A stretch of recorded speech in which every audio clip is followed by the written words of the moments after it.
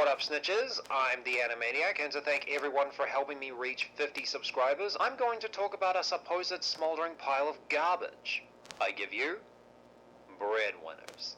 Created by Steve Borst and Gary Doodle, it ran on Nickelodeon from 2014 to 2016 for a total of 40 episodes over 2 seasons. It stars Robbie Daymond and Eric Bowser as Sway Sway and Bedoose, two ducks who deliver bread all over Pangea in a rocket van, getting into all kinds of trouble. Now, if you've been within the cartoon community when this show was around, you probably would have guessed that it has a reputation for being one of the worst Nicktoons ever put out. All of the big guys have been vocal about their disgust for this show. Mr. Enter despaired over what Nickelodeon has become when he reviewed the pilot and the episode Love Loaf. Phantom Strider has included it on several of his worst countdown videos. But in the years it was being hated on, it garnered a fan base in places like DeviantArt, and since its cancellation, fresher faces like Alpha J have stated that it could have been better. Which makes you wonder, is it still worth all the hate it got? That's what we're here to find out. And joining me today to give what he calls a working animator's perspective on the show is one of New Zealand's very own up-and-comers in the animation industry. Ladies, gentlemen, and non-binaries, please welcome Josh Marchant. Josh, thank you so much for joining me on this review. Hi Stephen, thanks for having me. It's nice to be here. You know, everyone at Muck Buddy, myself included, has a wide range of interests and influences, not just limited to animated cartoons. Yet, even working at a cartoon studio, I'm still known as the cartoon buff. Sometimes it comes in handy when we need reference for something difficult to animate, and I'm able to provide them reference at a moment's notice. And yet you have managed to find the one cartoon in the world I am least prepared to talk about. Breadwinners existed in that period of Nickelodeon when I had totally checked out. While Cartoon Network had successfully threaded the needle of creating shows that could appeal to an older audience hungry for continuity and explorations of mature themes while still being fun and marketable for kids, Nickelodeon was producing a string of juvenile shows I really had no interest in. I can't begrudge them for it. After all, they do market themselves as the first network for kids. But there was nothing to appeal to that lucrative 18 to 24 demo, the one with expendable income for nerd merch. So this show was just a big blind spot for me. I knew it existed, and that's about all I cared to know, until you asked me to look at it for this review. Wow, and I thought I was crazy about cartoons. But at least I got you beat with this show. I don't know what to make of that statement. Since you're not as familiar with Breadwinners, what do you say we start with the pilot? Sounds good. Okay, Borst and Doodle teamed up to make the short while they worked on a little Cartoon Network show called Mad. I heard it was put together in 2 months out of a Studio City apartment in Los Angeles back in 2012. The plot of the short is Sway Sway teaching Bedoose how to drive the rocket van. Long story short, it doesn't go very well. In fact, they forget about them nose-diving into the ground to have a zero-G dance party until they crash. There isn't so much of a story as a series of crazy, inexplicable things that happen, which is very much of the random core trend of the late 2000s. Think Charlie the Unicorn, Salad Fingers, and their ilk. I like those examples better because they have more bite and danger to them, whereas this is more fluffy. The short premiered at a New York animation festival, hosted at a bar of all places, called Midsummer's Night Tunes. After that, once the short was uploaded to YouTube and got a staggering 15,000 views, the creators linked the video to Nickelodeon when the people wanted more. This show seems like Nickelodeon searching for a viral hit, which is something that you can't force. The names alone, Sway Sway and Bedoose, are pretty heinous. Paired with the use of dubstep, the whole thing smacks of, how do you do, fellow kids? Also, I can't stand any show where the characters say, whoa, all the time. It's a pet peeve. I believe most of the music for that short was Tommy Seeker trying to give off the feel of the chiptunes from 8 and 16-bit video games. This won't be the only time I bring them up in this review. Plus, dubstep is more in-your-face than what I heard in the short. In the pilot, the characters bounce even when they aren't doing anything particular, similar to idle animations you'd see in the old video games to give the illusion of life even when standing still. This doesn't appear to carry over to the series, probably because it means a lot more animation. They also reference leveling up sometimes, which makes me wonder if the intention was at some point to have the characters be from a video game. As it is, the video game stuff is novel window dressing. I have this theory that the events of the show are the result of what they're seeing from being constantly conked off of the bread they're selling before being thrown in jail. I heard if you fed ducks bread, you actually poison them. Anyway, enough nonsense. The show's here, and do you have anything to say about how it looks? One thing I do appreciate is that the movement is all clearly hand-drawn, and they get a lot of energy out of that freedom of movement. It doesn't feel quite as pose-to-pose and static as a lot of digital television animation. The simple character designs and somewhat loose line art gives an internet cartoon vibe, something that you might see on Newgrounds or YouTube, which is fitting given the show's origin. The show can also get creative with the types of bread the ducks mine and deliver to the people of Pangea. Blueberry spaghetti loaf, clam bread, birthday bread. This area reminds me of Mighty Magiswords, and the backgrounds are painted in a pixelated style reminiscent of 16-bit video game graphics. Sometimes the stock images of bread give off the effect of 3D looking sprites and classic 2D side-scrollers. If they wanted to go all the way with this, why not have pixely scene transitions too? I guess I didn't really understand why the show had a 16-bit motif in the music and background design, other than I guess the creators thought it would be cool. It's a minor novelty, and I'll take the chiptune music over faux dubstep. The main and reoccurring characters are drawn with basic geometric shapes, not resembling the animals they are supposed to be. Would you have known that our heroes were supposed to be ducks? Because I didn't. Me neither. The designs seem to be informed only by other TV cartoons. There's not much individuality to the overall style. An important part of character design is the silhouette. Can we tell who the character is just by the shape of them? That's why the Simpsons all have such crazy hairlines. I don't think the designs are especially strong. Maybe the hats and the hair might give it away, but they're basically a lollipop and a ball. Sway Sway is Badoosh with a torso, and vice versa. Badoosh is Sway Sway without one. I really dislike long, nondescript torsos. It reminds me of Cousin Stanley, who is SpongeBob, with a long body and a bad haircut. I definitely wouldn't have guessed they were ducks. I guess the same could go for the other characters that aren't stock photos of ducks. You remember how you talked about how the characters moved with energy? Well, they also kind of move like 8-bit sprites if you think about it. That's true.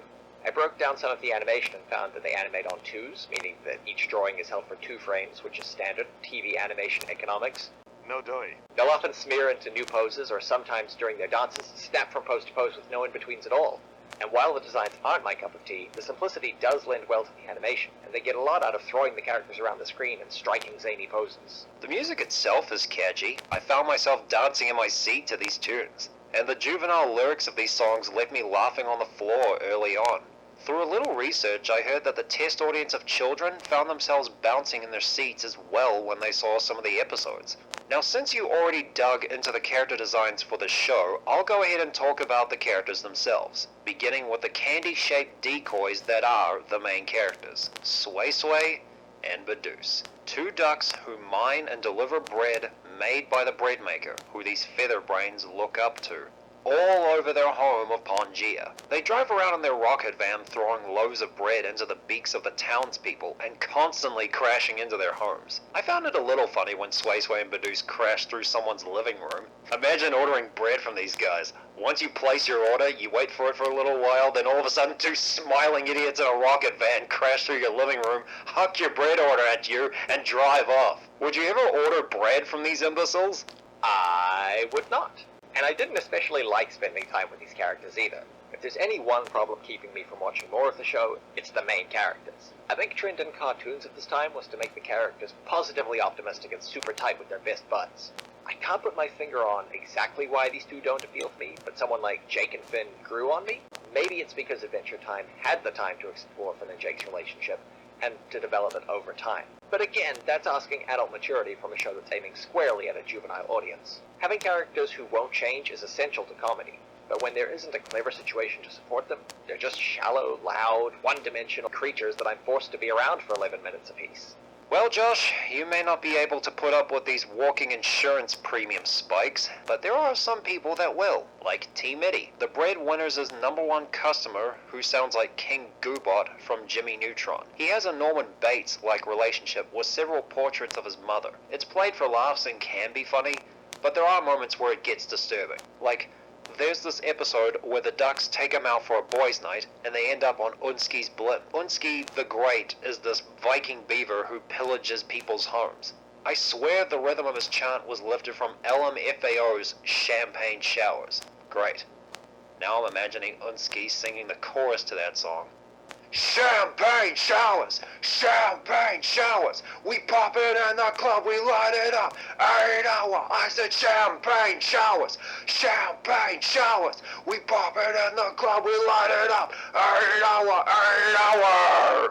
Anyway, Mitty crashes into the blimp. All three of them get into trouble with Unsky and his men, but they are rescued by a shadowy figure resembling Tmidi's mother. She does all this nasty stuff to the Viking ducks and disappears. When Mitty comes back and I see him wearing the grandma wig, I was legit creeped out. Well, their customers may have to worry about cost of repairs, but thanks to their swan mechanic friend Kedda, they won't. Wait, wasn't there an episode where they had to... They won't. And finally, Jenny Quackles is the love interest, or object of obsession, for Sway Sway. Like the rest of the town that are stock images of ducks, she speaks only in quacks. She dismisses Sway Sway's advances as she only goes for bad boys. Pretty classic attraction. Never understood it. But I understand that a bad boy would know how to treat a lady, as the guys she's seen with abuse her. But she loves it, which I find even more baffling. Yet the methods Sway Sway used to try and win her over get progressively creepier. At first I tried looking at this from how a child sees romantic relationships, but trying to shove a love loaf into her beak, digging through her rubbish and spying on her? I don't think Clyde would have gone that far with his crush on Lori, or Timmy with Trixie Tang, or Doug with Patty Mayonnaise. Sway Sway is waving his creep flag proudly. I guess the last thing to talk about is the show's humor. It's your basic toilet humor. Tons of butt shaking, gross close-ups, and gross-out moments. The stuff that Ren and Stimpy made popular. The gross-out isn't that creative. It's just there. I think that's one of the problems people have with this show. The show has a lot of energy in its gags, and I appreciate that. If there's something lacking, it's clever situations and character relationships. Gumball has very similar characters and also employs mixed media, but won a devoted following with its stories that always escalate to dizzying heights and on-point social commentary. The puns only get you so far, especially when the characters don't trust anyone to get them and have the characters explain them to each other. I'm also not really a huge gross-out guy. I don't like to think I'm a prude, but I prefer it if toilet humor is veiled and clever, a la SpongeBob, or artful and imaginative, as in Ren and Stimpy. Saying booty and making fart noises doesn't do much for me. Again, not the intended audience.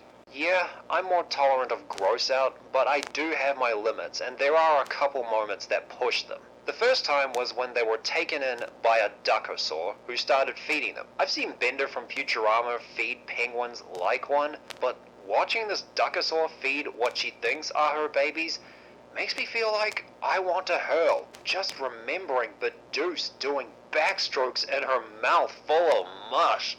Ugh. It started making me dry heave. The only other time the show almost succeeded at making me quit was when the ducks were trying to get a loaf of bread that would get them back to normal size. They were the size of fleas. The only way they could do that was climb to the top of Officer Rambamboo's head where the bread is stashed.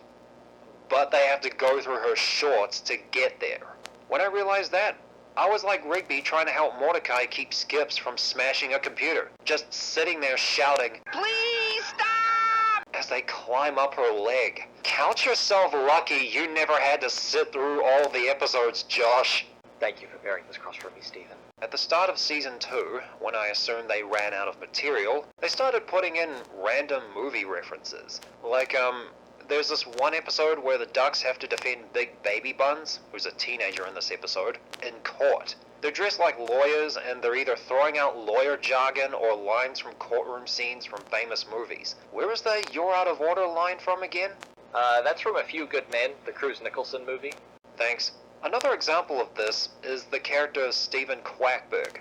Take a wild guess who he's supposed to be. I take it they couldn't think of a clever duck pun for Michael Bay. Along with that, we get references to Star Trek, RoboCop, Friday the 13th, and The Princess Bride. It's interesting that they reference so many movies from the 80s and earlier, movies clearly intended for baby boomers to catch, yet there's nothing else in the show for them to glom onto. It's all extremely juvenile toilet humor. So I wonder what they were aiming with here. Oh, I know exactly what they were going for. To hang on to what audience they had left. I found Breadwinners much easier to get through than Fanboy and Chum Chum. Perhaps if the team behind it kept up the energy the show had at the beginning, got more smart with its stupidity, and developed the video game references, the show would have stood out a bit more. But as you guys dread me even saying it, Breadwinners has scratched its way to the surface, becoming acceptable. Thankfully, the show, during its second and last season, was moved to Nicktoons for its last 9 episodes. Ah, Nicktoons, the channel where Nickelodeon cartoons go to die. So, now that we've survived something crazy, do you have anything you'd like to promote, Josh? Now that you mention it, there's a lot of irons in the fire at Muck Putty, most importantly, Quimbo's Quest, a new series that we made 52 episodes of in under 9 months, which if you know anything about animation production is an insane turnaround. Quimbo will be coming to TVNZ this September, and from there will be available on Hey Hey and New Zealand Australian Netflix. We've also produced a How to Draw show, aptly named The Drawing Show, available now on Hey Hey. I highly recommend the first episode where I voice a thespian banana. I saw it as soon as you mentioned it. You do a great Mighty Mouse impression. Here I come to shill more shows! Also coming soon to Hey Hey is Muck Putty's slacker comedy, Jandalda, about a kiwi and a kiwi fruit who work at a jandal shop. Very New Zealand flavor.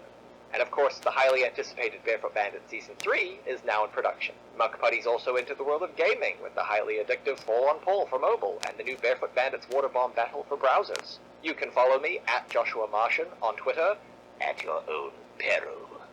Okay, Josh, thank you for joining me on this review, and for that info dump. I'll keep those names ready for when it's time to put them on the chopping block. Guys, what did you think of Breadwinners? And what cartoon do you want me to talk about when I reach 100 subscribers? Let me know in the comments.